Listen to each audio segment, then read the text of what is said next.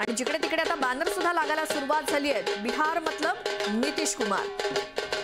बिहारमध्ये सध्या एनडीएने 201 जागांवरती आघाडी घेतली आहे, तर महागठबंधन 37 जागांवरच्या आघाडीवरती सध्या दिसते आणि भाजपकडनं आणि एकूणच एनडीएकडनं त्यांच्या सगळ्या घटक पक्षांकडनं संपूर्ण देशभर जल्लोष केला जातोय। खास करून आपण बिहारमधली ही दृश्य सातत्याने बघतो। वर्ष अगोदर घेतली जाते निवडणुकीच्या 4 महिने अगोदर घेण्याची आवश्यकता होती का? सर्वोच्च न्यायालय तुम्हाला जापतंय 65 लाख मतदार तुम्ही वगळताय आणि त्याची कुठलीही खात्री दिली जात नाही त्यांना त्या ठिकाणी की बाबा योग्य आहे का अयोग्य आहे सांगितलं जात नाही।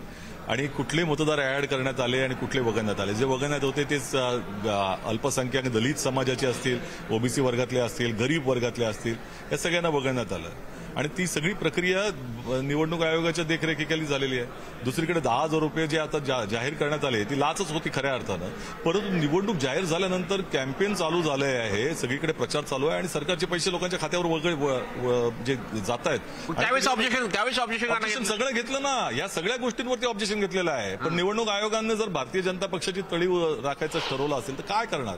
म्हणजे क्रिकेटच्या खेळामध्ये जर तुम्ही दुसरं खेळाचं उदाहरण घेतलं तर पिची माझा, नियमही माझे आणि अंपायरी माझे। नाही, आरजेडी सोबत तुम्ही आहात, तुमच्या चुका झाल्या, हा रडीचा डाव नाही का? नाही, हा रडीचा डाव निश्चितपणे सुरुवातीपासून नाही। राहुल गांधीजींनी स्वतः पत्रकार परिषदेमध्ये सांगितलं होतं की ज्या पद्धतीनं वगळण्यात आलेले मतदारांना त्यांनी उभं केलं लोकांच्या समोर, ते दाखवलंय आणि नंतरही आम्ही त्याचा उलगडा करणार आहोत। प्रश्न असा आहे की या लोकशाही प्रक्रियेलाच पूर्णपणे हायजॅक केलं जातंय। आज ज्या पद्धतीने मुंबईमध्ये आम्ही मागणी करतोय, मतदार यादी चुकीची आहे दिसते, सगळेजण बोलतायत, सरकारचे लोकही म्हणतात आहे चुका, तुमचे मित्र पक्षाचे शिवसेनेचे लोक म्हणतात बोगस मतदार आहेत, मग कशासाठी ती मतदार यादी वापरली जाते? ह्याचं उत्तर निवडणूक आयोग का देत नाही? त्यामुळे ह्या सगळ्या प्रक्रियेच्या ज्या वेळेला जोपर्यंत महाराष्ट्रात जे फंड निर्णय प्रकारचे वापरले गेले ते तिथेही वापरले गेले आहेत, ही वस्तुस्थिती त्यामध्ये दिसते आहे। जनतेला सुद्धा विचार करावा लागेल की आपली लोकशाही निकोप पद्धतीनं चाललेली आहे का, निरोगी आपली लोकशाही आहे का, कोणत्या पद्धतीनं ह्या सगळ्या निवडणुका घेतल्या जातात आणि जिंकल्या जातात याचा विचार जनतेने करावा लागेल आणि निरोगी लोकशाही करता आम्हाला लढाई कायम चालू ठेवावी लागेल। सर, पण महाराष्ट्रात झाल्यानंतर राहुल गांधींनी एवढ्या मोठ्या यात्रा काढल्या, मोतचोरी होती, सावध राहा, सगळं काही इतके प्रेझेंटेशन घेतले, बिहारमध्ये एवढा फटका बसतोय, तर तुम्हाला ते लोकांना पोचलेलं दिसत नाही। याचा अभ्यास करावा लागेल, आत्मचिंतन करावं लागेल, तुम्ही नाकारत नाही। ही लढाई आम्ही जी करतो आहोत ही लोकशाहीसाठी करतो आहोत, निकोप लोकशाहीसाठी करतो आहोत, हे पहिलं लक्षात घेतलं। जय पराजय हा तर निवडणुकीचा भाग आहे। आपल्या राज्यघटनेनेच पक्ष दिलेले आहे, मतांतर दिलेले आहेत, पक्ष सत्ताधारी दिला, विरोधी पक्ष दिला, जय पराजय त्यामध्ये आहे, परंतु तो निकोप पद्धतीनं होती का ही प्रक्रिया? माझं मत असं आहे की निकोप पद्धतीनं नाही। अनेक फंडे वापरले जातात आणि त्यातून अशा प्रकारचे सत्ता हासिल करण्याचा, हस्तगत करण्याचा प्रयत्न होत असतो, त्याचा हा भाग आहे।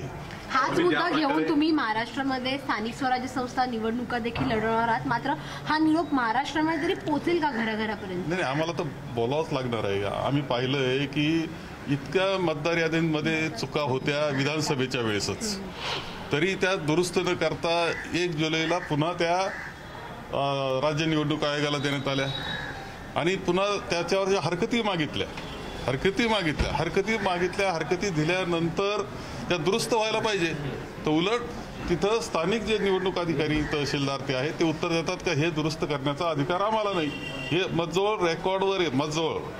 आता हे अशा पद्धतीनं जर चालणार असेल तर दोष तर कायम ठेवूनच यांना पुढे जायचंय। म्हणजे ज्या पद्धतीचे अनेक त्यांनी गोष्टी केलेल्या आहेत त्या तशाच टिकून ठेवून पुढे जाण्याचा प्रयत्न त्यांचा आहे, हे स्पष्ट दिसतंय। अंबादास दानवे यांनी आम्ही लढत राहू, पण अनेक लढाईमध्ये तुम्हाला अपयश पाहायला मिळते, त्यामुळे त्याचं कुठेतरी नाही, असं आहे की ही लढाई आम्ही करतोय ती काही स्वार्थाची लढाई नाहीये, देशाच्या भवितव्याच्या, देशाच्या लोकशाहीची लढाई आहे। आपल्या राज्यघटना तिची टिकून ठेवण्याकरताची लढाई आहे, ती आम्हाला करावी लागणार आहे।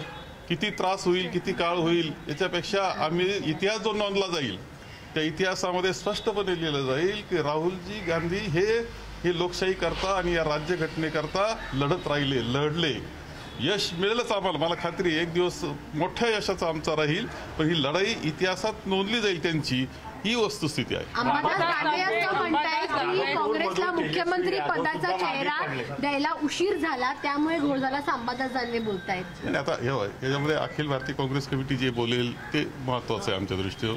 मला जे वाटतं ते मी सांगितलं. ज्या वेळेला या तर बाळासाहेब थोरात यांची ही प्रतिक्रिया होती बिहारच्या निवडणुकीसंदर्भातली. अर्थात एक दिवस आम्हाला नक्की विजय मिळेल ही आशा ठेवून आहे काँग्रेस आणि काँग्रेसचे नेते सुद्धा.